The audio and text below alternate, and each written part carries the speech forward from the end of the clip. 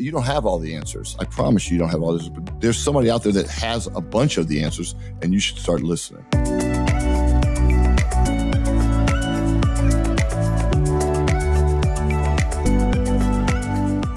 Well, everybody, the Super Bowl is this week, and my guest today is going to take you inside the huddle of Super Bowl XXIII, where the 49ers are down by 3 points with 3 minutes to go, and they're about to drive 92 yards down the field to win it all. And you won't believe what they talk about. My guest today is Harris Barton, the founder and managing director of H. Barton Asset Management. He was an all-pro left tackle on the offense for the 49ers, winning 3 Super Bowls with Joe Montana, Jerry Rice, and Steve Young. Today, he runs a thriving investment fund where he has about $1 billion of assets under management. Harris is a textbook definition of what I call an active learner. With any person, any situation, any opportunity in his life, Harris is listening for the lesson in it. In this conversation, he's sharing those lessons with you, and he's going to remind you that the answers you need are probably already around you. It's just a question of whether you're listening for them. So here's my conversation with my good friend and soon to be yours, Harris Barton.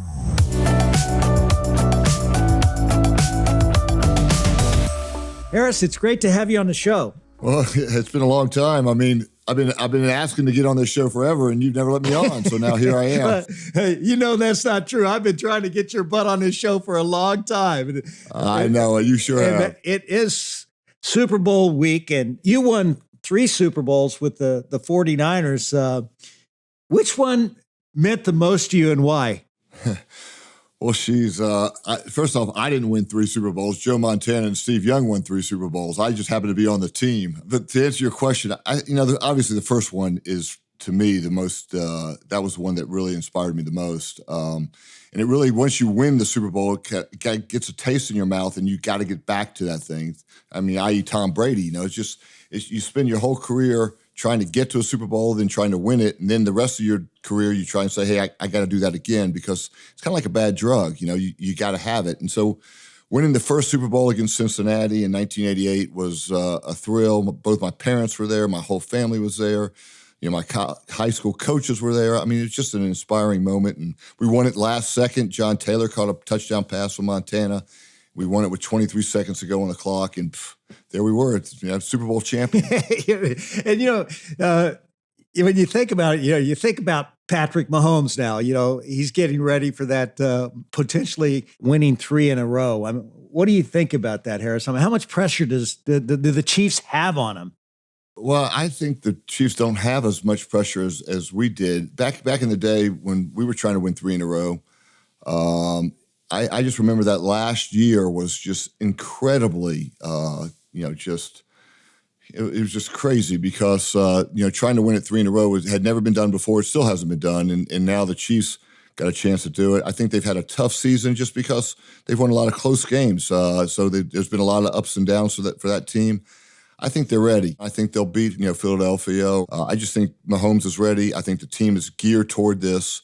And, I don't like the Kansas City Chiefs. I'd rather the Eagles win. What's the preparation like for a Super Bowl? And how have you brought that kind of learning and preparation to your business? Well, the preparation really starts all year. And obviously teams that have great success have great leaders, and those great leaders do the same thing business leaders do. They work harder than everybody else. And so when you could walk into a 49er locker room back in the 80s and 90s and see guys like Jerry Rice and guys like Joe Montana and guys like Steve Young and Ronnie Lott getting there early, watching extra film, running extra sprints, lifting weights after practice, you know what? As a rookie, you come in and you say, well, gosh, if I'm going to win a Super Bowl, I've got to work harder than those guys.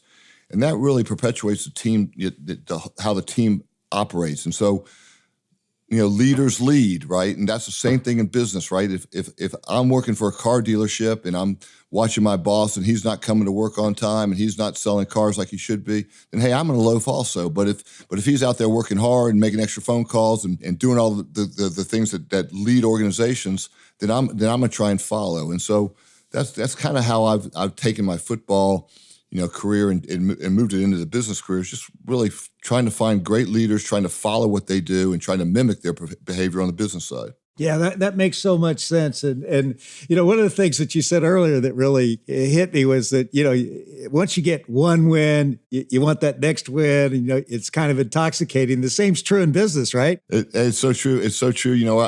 When I walk into young companies, I tell them the same story. I say, listen, this is how it happens in football. In August, you sit in a room with 100 guys, and Bill Walsh, the coach or the head coach of the 49ers, would stand up and say, hey, listen, the 56 guys are going to make this team, and our only goal is to win the Super Bowl. Anything other than that is a failure.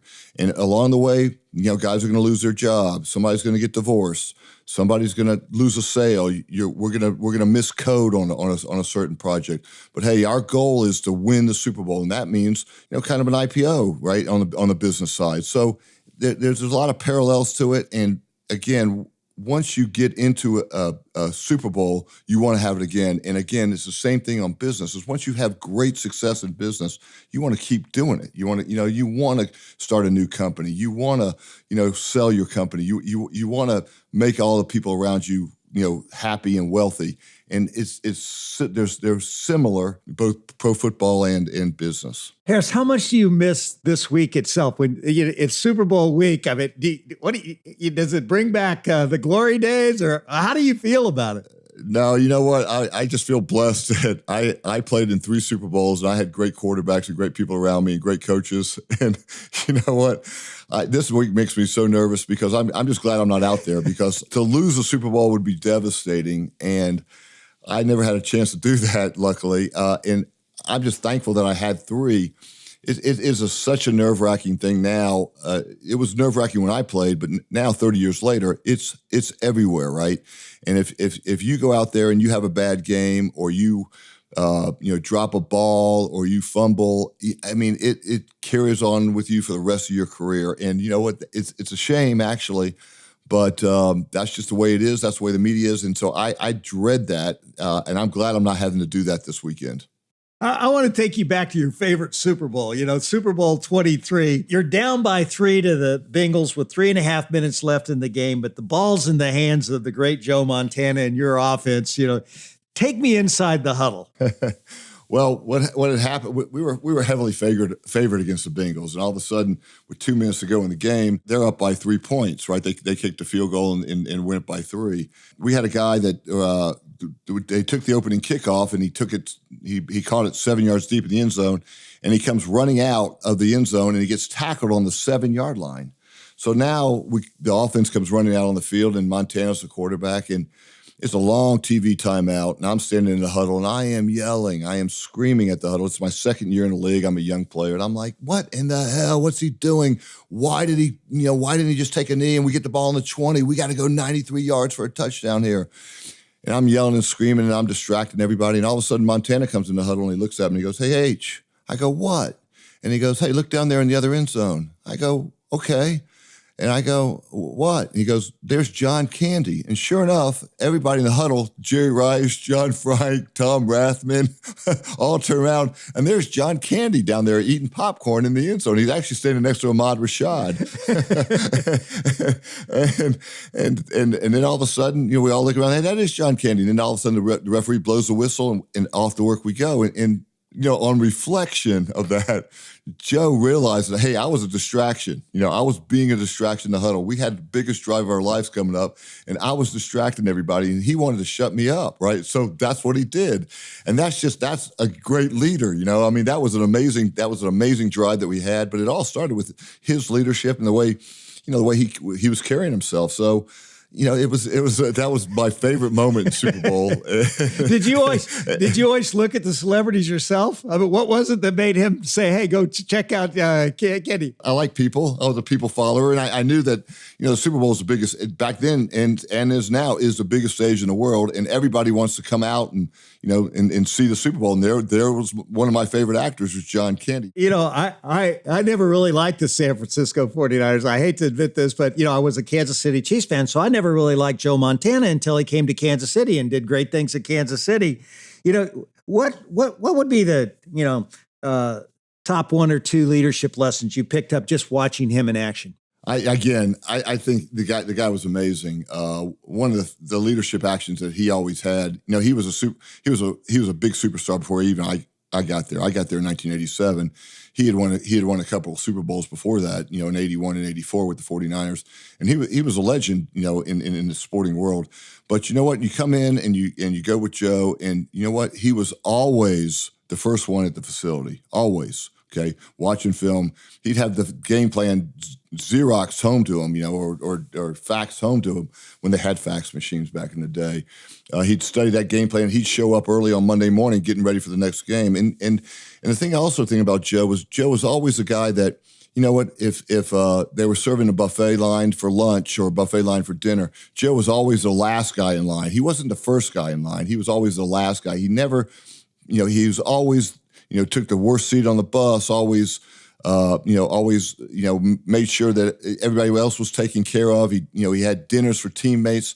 He led like that. He was a humble type of leader. He led from behind, which was the thing that I learned from Joe, is that, hey, your actions speak louder than your words do, and his actions were certainly leadership actions. And you also played alongside Jerry Rice, arguably the best receiver of all time. What did you pick up watching him in action? Well, Jerry Rice was a guy that he played with a big chip on his shoulder. Jerry, he came from a small school in Mississippi. He really was never given anything his whole life, and he came in and he was determined to be the best. And Jerry, again, was nonstop in catching footballs. I mean, he was an amazing work addict. I mean, he'd sprint in the off seasons. He'd catch balls in the off season. When Steve Young became the quarterback of the 49ers, Steve Young got so tired of throwing left-handed to Jerry that they recruited a guy by the name of Ted Walsh, who was our left-handed equipment manager. And Ted would stay out there for hours and hours throwing balls to Jerry Rice left-handed, just so Jerry could adjust to see how the spin was coming off a left-hander versus a right-hander who had been with Joe Montana for so long. So Jerry was just a work addict, and you know what? He was quiet in the huddle. He was a hard worker. I mean, he was an unbelievable blocker downfield. He was so unselfish. I mean, he was a pleasure to work with for all those years. So it's pretty clear that the best players, they really set the tone in terms of their overall work ethic, right? And that had to be something was huge. But they also seem to play with great character. Talk about the character part of what makes up the great leader. Well, again, going back to Montana, right? So I played a little bit of center in college. I played a little bit of center in the pros. And typically you see, a young center comes out there and a bad snap would happen in a game. And always Joe would come to the sideline after a bad snap and he'd go, "That was my fault. I take ownership of that. It wasn't Harris's fault. It was my fault. Or it wasn't Randy Cross's fault, who was the center. It was my fault." And so anytime he threw an interception, it was his fault. He saw the safety doing the wrong thing. He never, ever, got in somebody's face and said, "Hey, you know what? That's your fault. You should take the blame for that." So that's the type of leadership that teams need to be successful. And a guy like Mahomes shows that, right? And a guy like Tom Brady shows that. They're out working everybody, they're out hustling everybody, but they're also being humble, and they're being, they're taking the blame when things go wrong. Hey everyone, it's Kula. We'll get back to the interview in just a second. Before we do though, I have a question for you. Have you downloaded the How Leaders Lead app on your iPhone? If you haven't, take 20 seconds right now, go to the App Store, search for How Leaders Lead, and download the How Leaders Lead app. In the app, every day, you'll get a 2-minute video that'll give you a leadership insight from one of our amazing guests from our podcast to inspire you and to really get your mind in the right place before you start your workday. So go to the App Store, search How Leaders Lead, download the How Leaders Lead app, and start your day every day with 2 minutes of leadership wisdom. It'll take 20 seconds. Go to the App Store, download the app, and you'll be able to watch every day, just like me, the leadership insight from How Leaders Lead. So, now, you found Barton Asset Management, and you have to create your own work environment, your own culture for your people. Have you articulated what you think is most important to your team and built that into how you grow the business? Well, my business is a little bit different.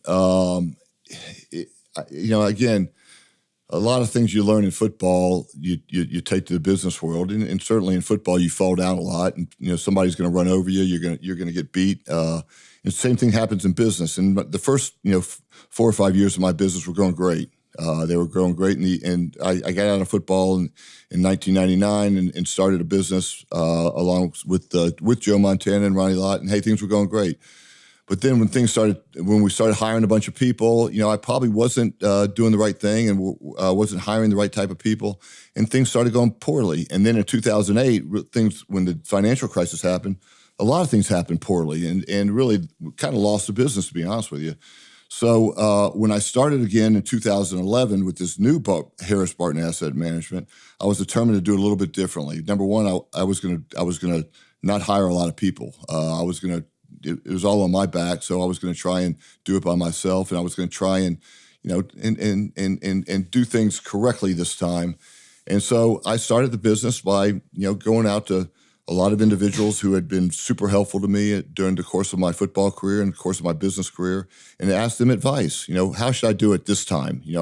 I made these are the mistakes I made last time, and how should I do it this time? And I went to quality people in the Bay Area, quality people in New York that that understand asset management businesses, and ask them the questions, and that's kind of what I took from football, right? Because in football, you got to watch what works for other people. So I was always studying what right tackles did around the league.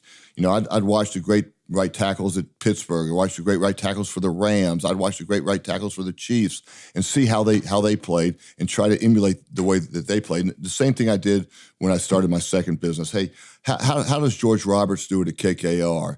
How does Jimmy Dunn do it at Sandler O'Neill? How does Stan Druckenmiller do it at Duquesne Asset Management Business? How does a guy like Sam Reeves, do it? For so long, be such a great consultant for so long to so many business leaders. And I tried to weave all that in together with a lot of the venture capital guys I knew out here, guys like Jeff Yang, guys like Doug McKenzie, guys like Jim Breyer, guys like John Waleshka. All these are good friends of mine, and I just tried to take all the lessons that they taught me and try to weave it into a kind of really a third career with Harris Barton Asset Management. That's great that you sought out the best practices and learned from the very best. And one of the things I've always admired about you, Harris, is how grounded you are, and that comes from I'm sure from your upbringing. Can you share with us a story from your childhood that shaped the kind of leader you are today? Yeah, well, my dad he sold uniforms, ladies apparel in Atlanta, Georgia for a long time, and my mother was from Atlanta, Georgia as well. And my dad always had great words of wisdom to say. But one of the things that always struck me was that one day he sat me down when I was probably about 17 or 18. He said, Harris, you know what? People pay me thousands of dollars an hour for advice, and you're getting it for free. You better start listening. And so that kind of struck me. And so as I went through my whole career, when people would, guys that were smart people that I really respected, you got to sit down and listen. You got to listen to what they say, because they're getting paid thousands of dollars an hour, but you're getting it for free. And if you might not agree with everything they say, but you better listen. And so that's kind of the one business advice I try and tell young people is, hey, you don't have all the answers. I promise you don't have all the answers, but there's somebody out there that has a bunch of the answers, and you should start listening. I understand your dad wanted you to work for IBM coming out of college. Tell us that story. Well, my dad wasn't a very big football fan. Actually, he was a terrible football fan, and it was my high school coach that kind of got me into football. A guy by the name of Ken Pettis.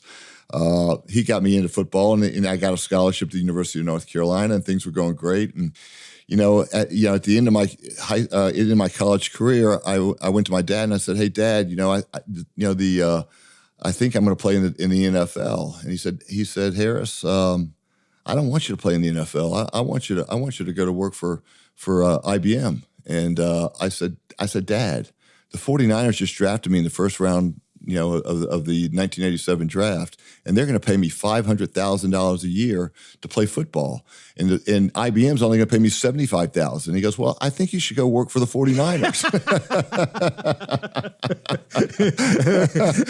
without missing a beat. And there I was. So sure enough, I was out there.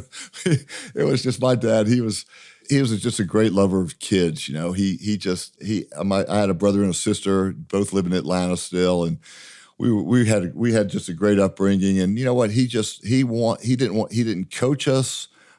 He just wanted us to have a good time. And again, another thing he told us about youth sports is he'd say, Harris, you know what? Don't ever complain about the coach. I don't care. You're 7 years old. Don't complain about the coach, because you know what? That coach is out there working for free. He's out there doing something I'm not. So, hey, you got to complain. You keep it to yourself, because don't complain to me, because he's doing something that I'm not. So you got to respect that. I love that. I love that. And so you go to UNC. So I got to ask you, if you could spend a day with Bill Belichick, what would you do to get that program to the next level? What advice would you give him? And how do you feel about Bill Belichick being at UNC?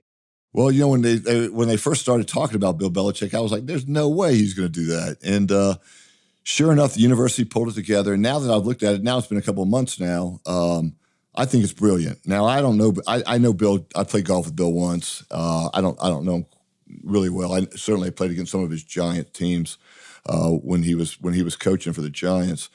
But what he's brought to the university in the 3 months has just been tremendous. I mean, every day you pick up the paper and they're talking about, hey, this coach is going to the Tar Heels. Hey, this player dropped his recruitment and he's going to go to the Tar Heels.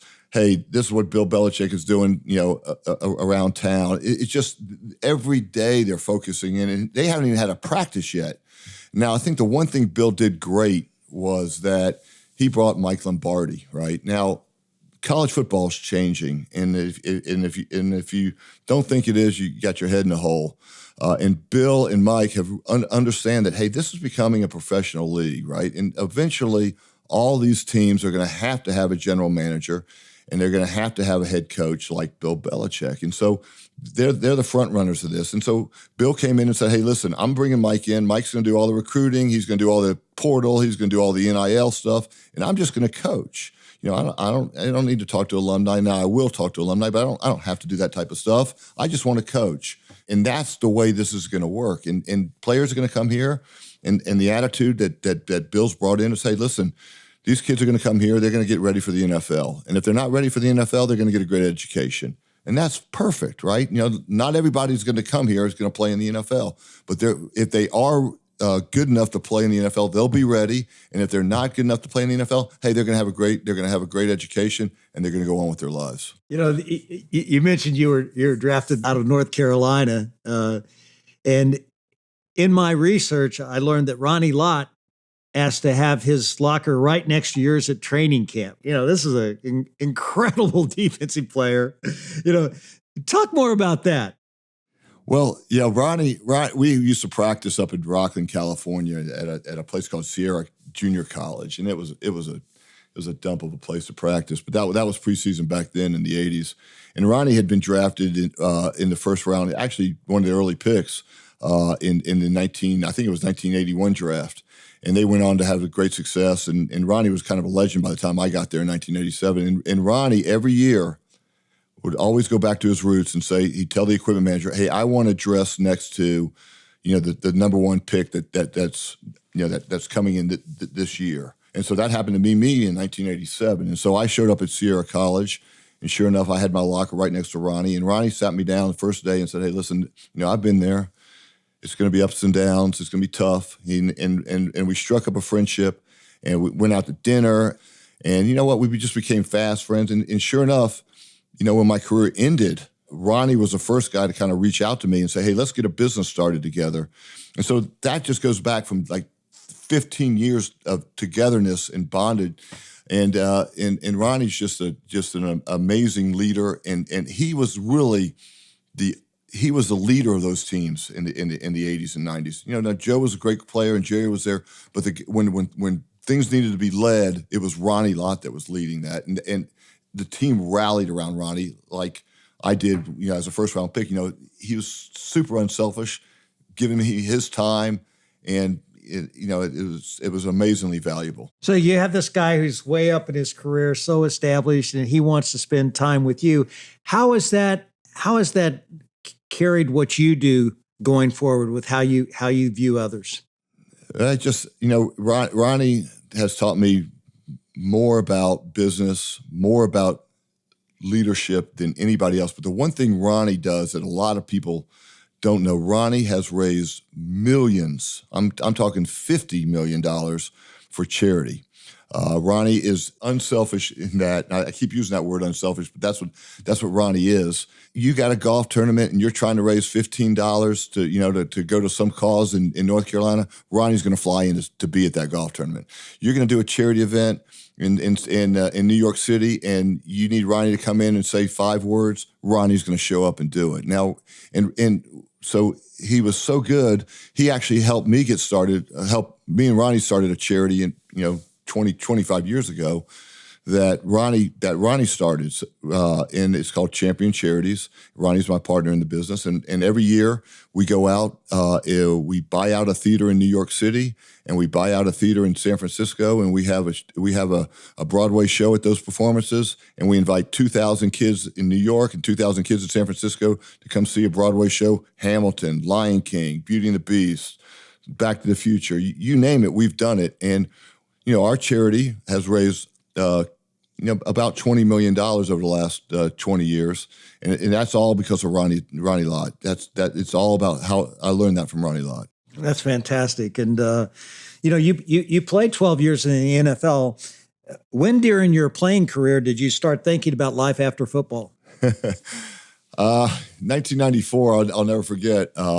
We had won the Super Bowl. We had a short off season. And I went upstairs to the San Francisco 49ers, and I stole stationery from the San Francisco 49ers. And, that was way before email. So I just, and the stationery had, 5 Super Bowl trophies on it, and it looked good. And I wrote a letter to, 5 of the businesses that surrounded the 49er practice field, guys like Cisco and Sun Microsystems and Yahoo, and a couple of venture capitalists. I wrote a letter to guys like John Chambers. I wrote a letter to Doug McKenzie. He was at Kleiner Perkins at the time. I wrote a letter to Jerry Yang. I wrote a letter to Scott McNeely, who happened to be at Sun Microsystems. I said, hey, listen, my day off is Tuesday. And you know what? I'm a 3-time Super Bowl champion over here at the San Francisco 49ers. Just look at the logos on the paper. And I'd like to come in and, I see you're building a big campus over here down here in Santa Clara. I'd like to come in and meet with you. And sure enough, they got the letter and they say, hey, here's a young kid trying to get ahead and kind of get ahead. And he realized he can't play football for the rest of his life. Hey, I'll take a meeting with him. So I'd do a little bit of research on the company, and I'd go in, I'd bring my 3 Super Bowl rings. And, they'd take pictures of the Super Bowl rings, and they'd put them on, they'd try them on. Their secretary would come in, and, she'd bring her kids, and you sign some autographs. And then all of a sudden, they become your friends for life. And so when my career ended, I went back to those guys and said, hey, listen, remember when I came into your office in 1994, and you told me, hey, to give you a call when my career was over? My career's over. And so now they all looked at me and said, well, you know what? You were great in the community. We like you a lot. Come on in, and let's talk about a little bit about business. And so that's kind of how I got started in the business world. And what I realized when starting in 1994 is I loved technology. I loved the venture capital business. I thought it was just a tremendous way to see everything, to understand what was happening out there in the world. And you know what? I was an old football. I was an offensive lineman. So I don't know about writing code or building clouds, but I do know about kind of how teamwork works. And so I would go to all these. I was so interested in technology. And so when my career ended, I went back to those guys and they said, hey, listen, you're fantastic in this business, and venture capital is the way you should go. Not because you're going to be a great investor, but because you know so many people. And the venture capital community out here is impossible for anybody to get into. Nobody gets into the top funds out here, the Sequoias, the Greylocks, the NEAs, the Excels, the Kleiner Perkinses. But if you can use your football and your relationships to kind of gain access to those guys, hey, that's a good business model. And so that's kind of how I got started in the asset management business, was directly starting from those relationships I established in 1994. And so you go out, you start this business, 2008 comes, it goes in the tank, and then you have to rethink about where you want to go next. Looking back to that first chapter of your post playing career, what do you think it was? What was the single biggest thing you would do over? Oh, the single biggest thing I would do over is what was happening was, we grew too fast. We were basically a fund of funds. And what a fund of funds is, for those viewers, those listeners that don't know, is, you allocate capital to a variety of different types of venture fund of funds and venture funds. So first off, nobody gets into these funds, like I said. And so if I had access to these funds, and what you do is you deploy some capital to Sequoia, you deploy some capital to Greylock, you deploy some capital to Excel, Kleiner Perkins, same way. And hey, that was great. The first fund we raised was a $40 million fund. We allocated off to these great managers. Things were going fantastic. And then all of a sudden, you know what? We decided, hey, we got to get bigger. We had so much success in venture capital. Let's go into private equity. Let's try and do it in the private equity business. And so you go into KKR, you go into Apollo, you go into Blackstone, you go into firms like that. And then all of a sudden we said, okay, well, hey, this is going great. We now have venture, we now have private equity. Let's do a real estate fund of funds. Okay, well, so then you go into Shorenstein and you go into Barry Sternlich's fund, and you go into a bunch of different funds out in the New York area in the real estate fund, and then hey, let's do a hedge fund of funds, right? And all the way we're hiring people, we got offices and all over the place. And then the one biggest mistake we made was some of our employees went to Silicon Valley Bank, which was operating back then, and they borrowed money to kind of front run kind of some of our commitments into these great funds. Well, that all works great until the train stops and the fundraising stops, and you can't pay back those loans. And so that was the mistake we made, was taking debt, and that was a big mistake. And I'll just never forget, trying to sell the business, and we had this big debt load. It's just impossible to do. And so, I learned a valuable lesson back then: is, hey, don't take debt. If you're going to run an asset management business, don't take any debt. And that was our downfall. And that's kind of why this business, my new business, is kind of working so well, is because I don't have any debt. They're just not. It's not going to. Well, you learned your lesson, and it seems like you're like an incredible learner, though. It seems like you that's a big part of what makes you you. It was something that really it still haunts me, because the one thing about being an ex-athlete and being on star teams is, hey, you got a microscope stared at you. It's a little bit different than, the guy that graduates out of Harvard Business School and he takes a lot of debt and, they crater his business. But when it happens to, three athletes, one day you're on the cover of Sports Illustrated, the next day you're on the cover of, the Wall Street Journal, because, people want to see you fail.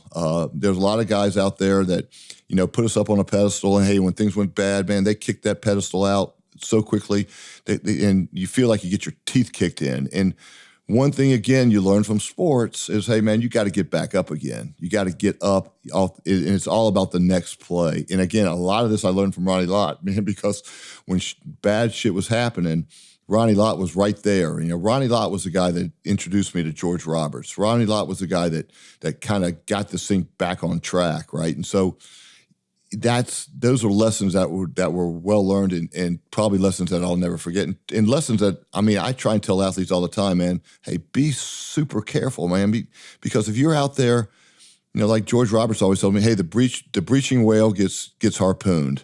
And you know what? So I kind of try and lay under the radar screen. Hopefully only 6 people will listen to this podcast. More than that, I would say. I hope, anyway. I think so. But, Harris, you get your teeth knocked in. You do get back up. And now you've got Barton Asset Management. You're knocking it out of the park from everything I've been able to tell.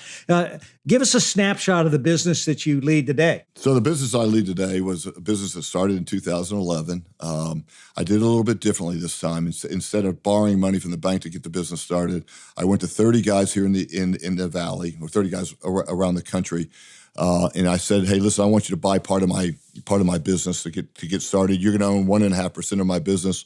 Put a little bit of money into the management company. But what I need from you is I need deal flow, I need good people, and I need people that are going to give me a second chance." And I went to guys like George Roberts, and I went to guys like Jeff Yang, and I went to guys like John Wallachia. I went to guys like Wes Edens in New York. I went to guys like Anil Bouchery.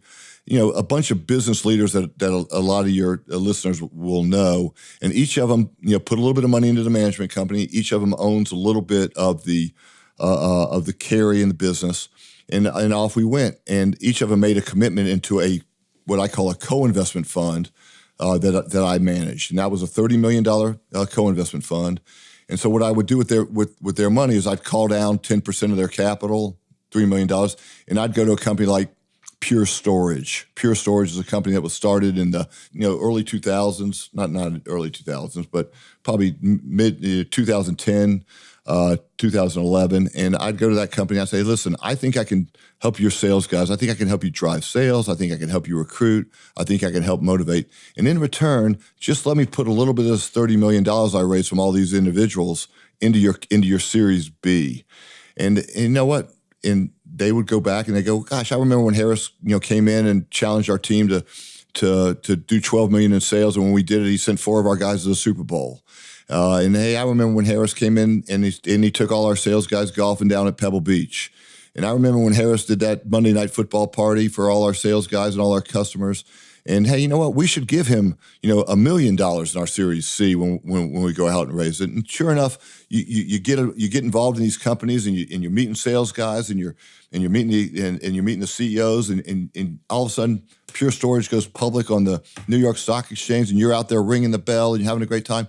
And you see the same thing that I felt when I won the Super Bowl was, hey man, you just see the joy, you see reaching Mount Everest, you see people climbing to the top, and that's the kind of the drug that you want when you win Super Bowls, and the kind of drug you want when you start companies. And so that's kind of how I started the business. And then when my non-compete expired with the Silicon Valley Bank in 2012, I started a new fund of funds because I knew that I needed to look inside each one of these venture capital funds to find their new great deals. And so I started a fund of funds with the same manager that I invested in the 80s, now that were good buddies of mine and still were good buddies of mine, and were willing to give me a second chance, and they let me start a fund of funds. So I started in 2011 with Harris Barton Asset Management with a $30 million co-investment fund and a $90 million fund of funds, and that was my first vintage. And now I'm operating out of my 5th vintage in each one of those. I have co-investment 5, and I have a fund of funds 5, and I have about $1 billion of assets under management. And guess what?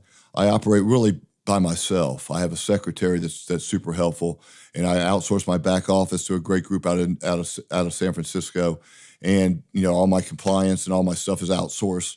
And so, lesson learned: you don't need a lot of people in this business. You just need great relationships, and you need great people that are going to help you out, and you don't need debt.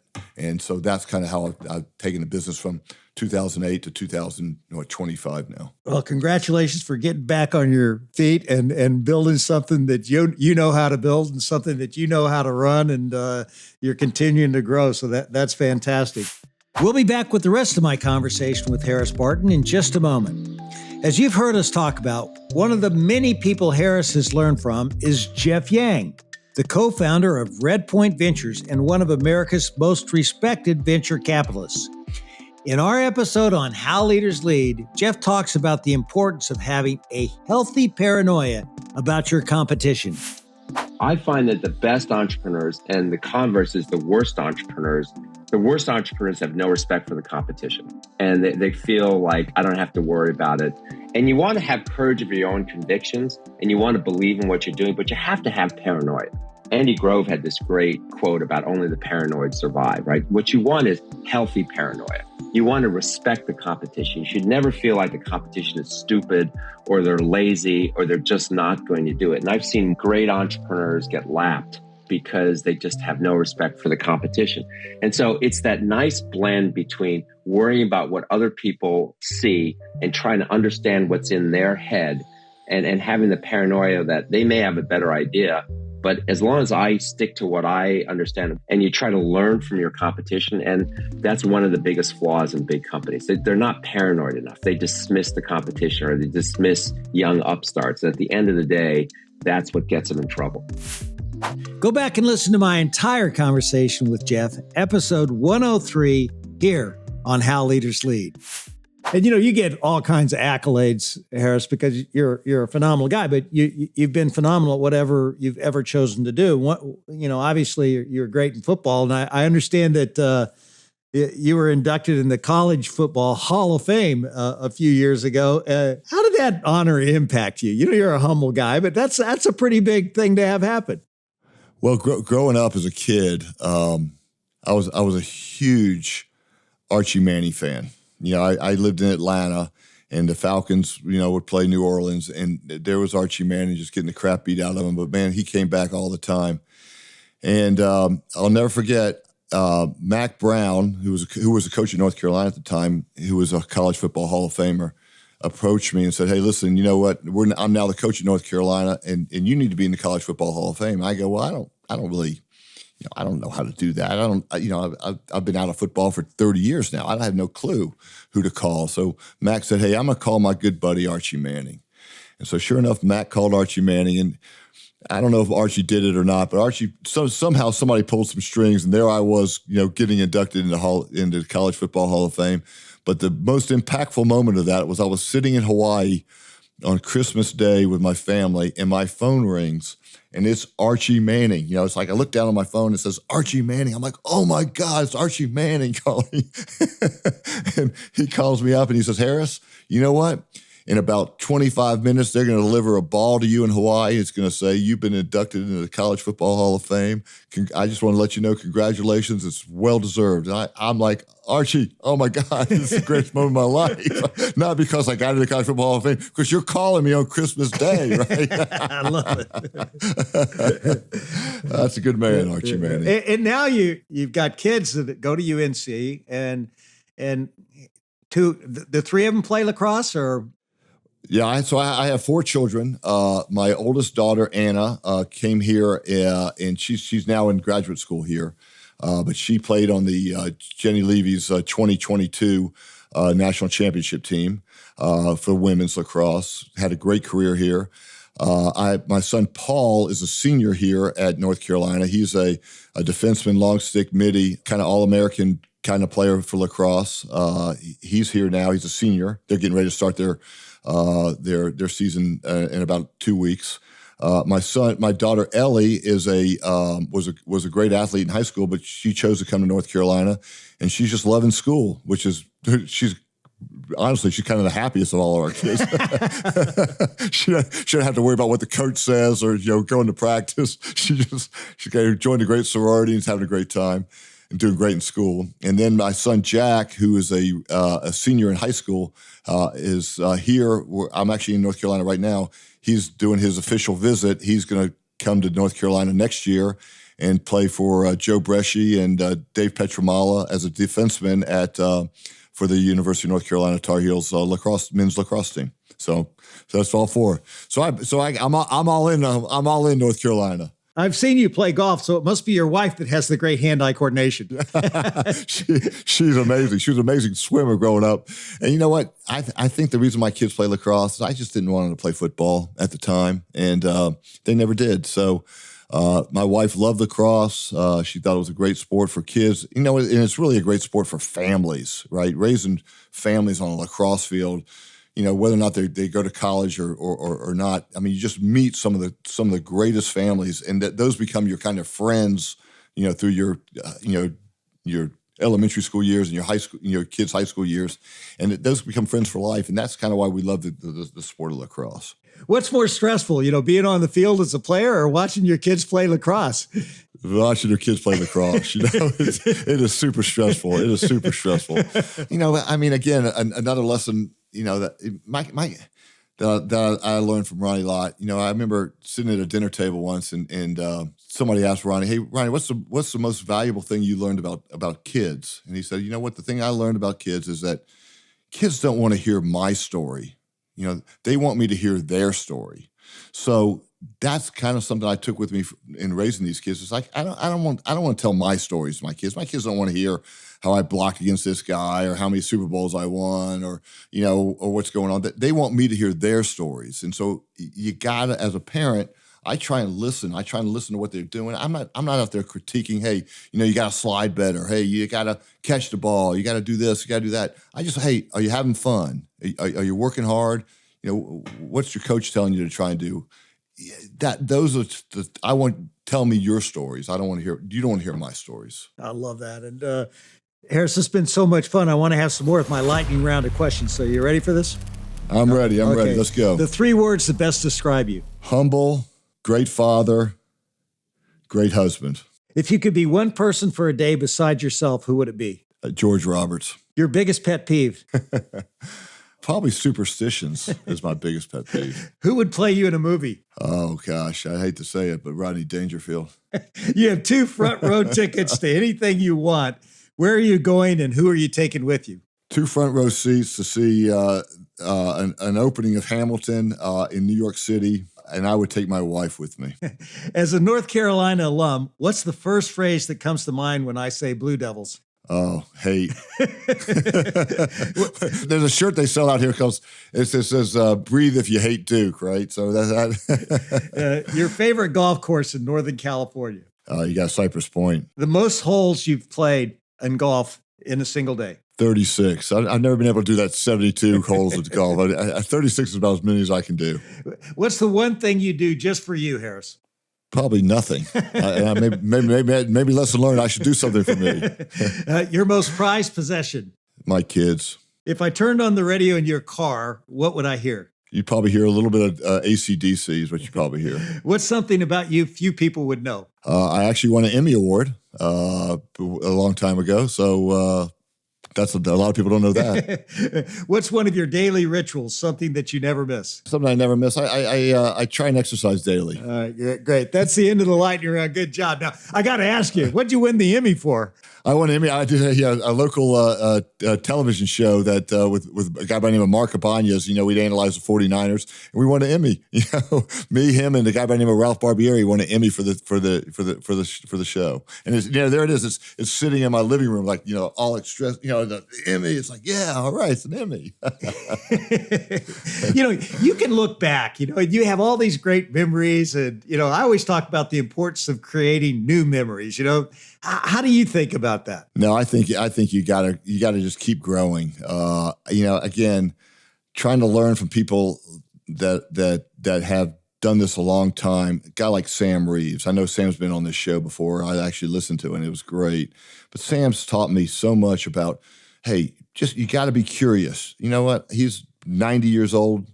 Guys still can shoot in the 80s in golf. I mean, he gets out there, and when you play golf with Sam, he never talks about himself. He always is asking you questions. He's curious about what's going on. What do you think about the world? What do you think about the politics? What do you think about the situation in the Middle East? What do you think about business? Never. And so that's the thing that I want to keep doing is I want to keep having those type of things. I want to keep learning. And, I understand that in your house, and you've got, I'm sure, you got Sports Illustrated covers, you got all this stuff, all these pictures that you could put on the walls, but you don't have one picture of you playing football or a football team or anything. Not one. And again, it's one of those things. Hey, kids don't want to hear my stories. They want me to hear their stories. And so my wife, you know what? When football's over.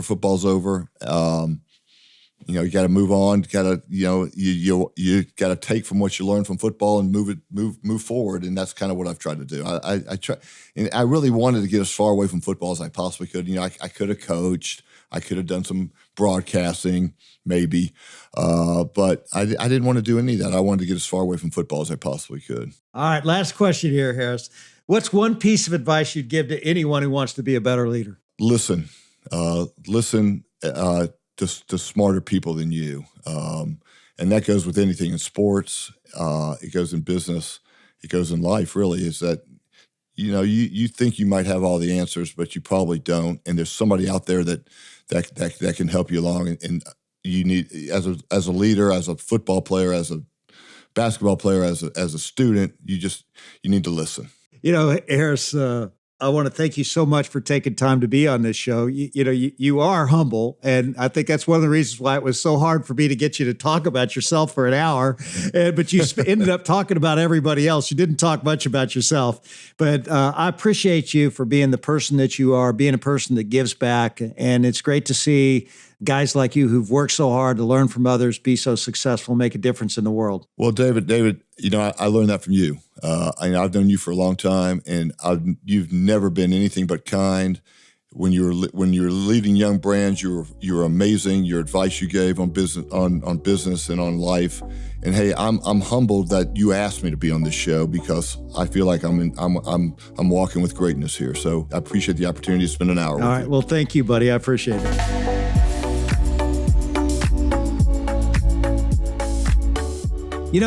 I said at the top that you're going to learn a lot from Harris, and I'm sure that you did. But you also learned from Joe Montana, Ronnie Lott, Sam Reeves, and so many more great leaders. And that's because Harris is a sponge. He's curious, he's humble, and he's always learning from the people and situations around him. The truth is, we're always surrounded by insights and answers. We're just not always tuned into them. So keep your antenna up, as I like to say, and you'll uncover those insights all the time, just like Harris does. This week, I want you to consider a problem or issue that you've been stuck on. Then ask yourself, are you really stuck, or do you just need to consider who you already know that may already have the answer for you? If you're willing to learn and listen, you can get it from that person. So do you want to know how leaders lead? What we learned today is that great leaders know that to learn from others, you've got to listen to them and you've got to seek them out. Coming up next on How Leaders Lead is Alan Tegeson, the CEO of DocuSign. And I have to tell you, this was a really fun interview, and I know you're going to love it. Because you can't be successful in any organization unless you're selling to others, and particularly early on in your career where you don't have any authority. It comes from your persuasive ability. So be sure to come back again next week to hear our entire conversation. Thanks again for tuning in to another episode of How Leaders Lead, where every Thursday you get to listen in while I interview some of the very best leaders in the world. I make it a point to give you something simple on each and every episode that you can apply to your business so that you will become the best leader that you can be.